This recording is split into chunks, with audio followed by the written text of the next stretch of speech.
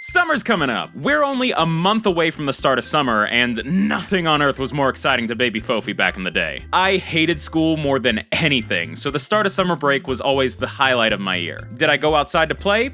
No. Did I take fun vacations? No. Did I sit inside all day and watch cartoons? Heck yes, I did! I loved summer vacation so much. It was never long enough. But I've been out of school for, 6 years? So unfortunately, these days, summer just kinda feels the same as any other time of year, just hotter. So the magic of summer has been kinda lost as I become a decrepit old man. But if there's one thing that still manages to drum up that childlike excitement for the summer, it's a little show called Phineas and Ferb. There's 104 days of summer vacation and school comes along just to end it, so I have no idea where these guys went to school because that is way more summer than I ever got. But yes, today we're talking about Phineas and Ferb, the Disney Channel classic from 2007 that seems to be having a bit of a nostalgic resurgence these days. And it makes sense. I mean, the show is nearly 13 years old now, and it's been over for 5 years. But honestly, when I first found out people were going crazy for Phineas and Ferb again, I was like,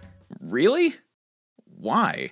Let me explain. First, if you don't know, Phineas and Ferb is a cartoon about two brothers who spend each day of their summer break doing crazy things like building roller coasters, turning their backyard into a beach, becoming one-hit wonders, and tons of other insane stuff. But their older sister Candace always tries to get them in trouble by telling on them to their mom, which I don't always get. Like roller coasters, race cars, time machines, that junk's dangerous. You could put an eye out. But sometimes she tries to get the boys in trouble for legit just having fun. But it doesn't really matter anyway, because everything Phineas and Ferb do always manages to conveniently disappear right before their mom ever even shows up. Oh, they also have a pet platypus, which, let's be honest, is probably breaking some sort of law. And that platypus, named Perry, is also a secret agent who fights the evil scientist Dr. Doofenshmirtz, who is the best character in the show. And that's pretty much it. That's the whole thing. Nearly every episode follows that exact same structure. Now, I want to take things back to around 2007, back when I was a preteen on the cusp of teenhood with the mind of an 8-year-old. You guys know baby Fofi was obsessed with cartoons. But by middle school, I was kinda moving away from that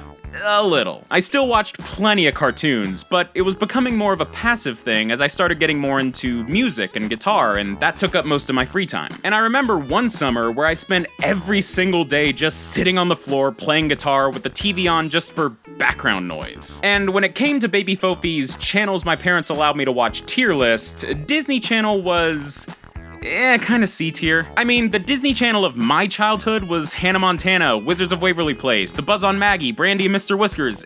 Just a bunch of stuff I was kinda meh on. So I usually only put the TV on Disney Channel when absolutely nothing else was on. And most of the time that summer, the main thing playing when I'd flip to Disney was a relatively new cartoon called Phineas and Ferb. So my first ever experience of watching this show was just it happening to be on during the day when I wasn't even paying attention. I was never actively watching Phineas and Ferb, and yet I still feel like I ended up seeing every episode at the time. I know because even though I never paid attention to it, I still knew the show's format and catchphrases by heart. Gee, Ferb, what do you want to do today? Ferb, I know what we're gonna do today. Hey, where's Perry? What you doing? Doofenshmirtz Evil Incorporated!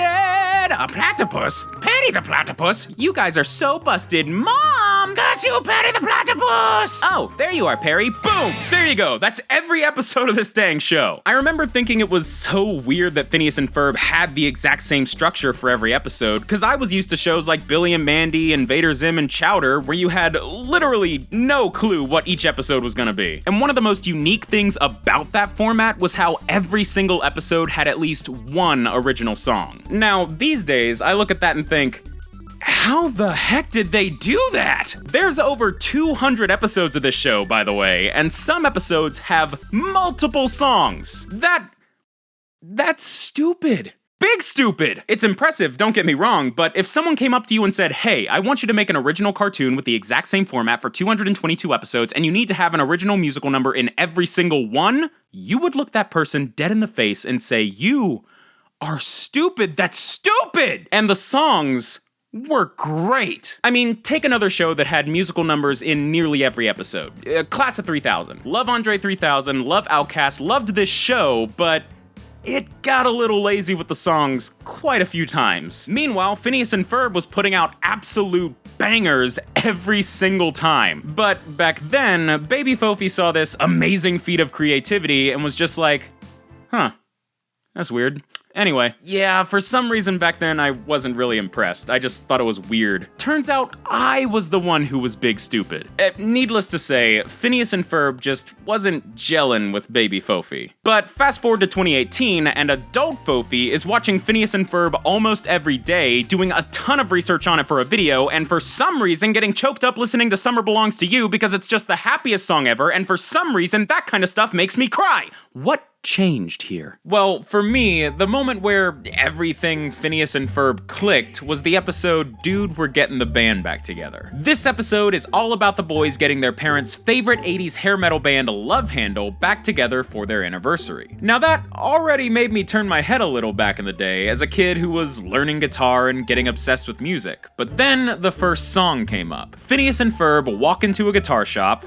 Alright, cool, you have my attention. And the lead singer of Love Handle sings a song about how most popular music genres can be traced right back to blues music. And at that time, the only thing I loved more than 80s metal was blues music. So a cartoon talking about both really made me stand up and go, excuse me? It really impressed me. This was the first time I'd ever seen a cartoon appeal to the guitar and music nerd side of me in such a real way. And this was the episode that made me start taking Phineas and Ferb seriously back in the day. Or well, as seriously as you can take a show about aquatic mammal secret agents and kids who sing gibberish songs. But even then, I didn't suddenly become a die-hard Phineas and Ferb fan. Or, as I call it,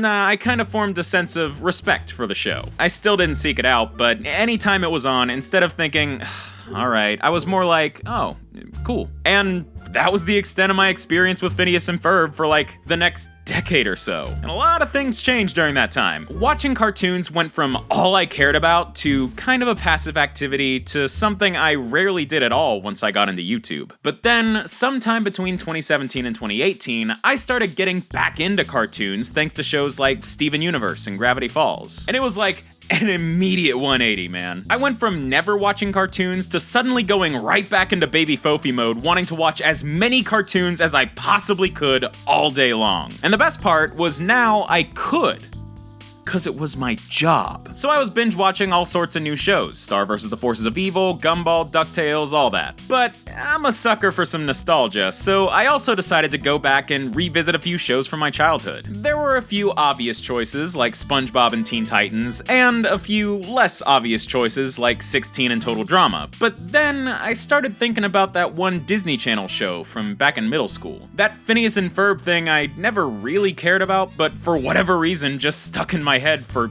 years. I'd seen a few people talking about the show on YouTube and Twitter kinda out of nowhere, and it took me by surprise a little. See, like, I knew this was a show people remembered, I knew it was decently popular, and like I said, I enjoyed it well enough as a kid and had some level of respect for it, but it was never something I was super into. I wouldn't have called myself a fan of Phineas and Ferb back then, and to put it bluntly, I didn't remember it being anything that special overall. But as more people started reminiscing about it online, I got more and more curious. Figured I must have missed something, so I took the plunge, started rewatching Phineas and Ferb, and my God, this show is freaking incredible, man! Like, yeah, I thought it was fine back in the day, but as an adult, Phineas and Ferb is a near perfect cartoon, and I can't believe I didn't see that before. The characters are likable and fun, the scenarios are ridiculous, the songs are painfully catchy, the format never gets old, and they really play around with it at times, and the whole show has this nostalgic vibe that just reminds me of being a kid excited for summer. And like I said, I'm a big sucker for nostalgia. Suddenly, I was waking up every morning and turning on Disney XD to catch Phineas and Ferb reruns during breakfast. And whenever I get really into something like that, I immediately want to start working on a video about it. So I fell down the rabbit hole, learning every little thing I could about the history of Phineas and Ferb, who made the show, how it came to be, everything, and I made my Phineas and Ferb brief history. And it was only then, more than a decade after the show premiered and after I put 2 weeks worth of work into a video retrospective, gaining an entirely new perspective and appreciation for the show and its legacy, that I realized,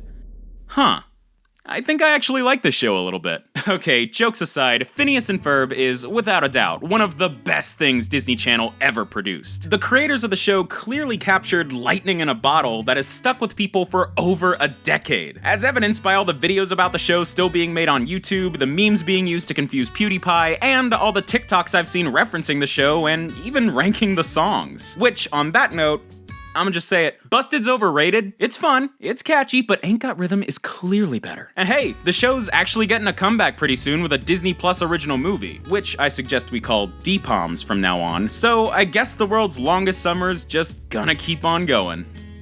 People are really gonna hate me for that busted comment, aren't they? Yes, we are.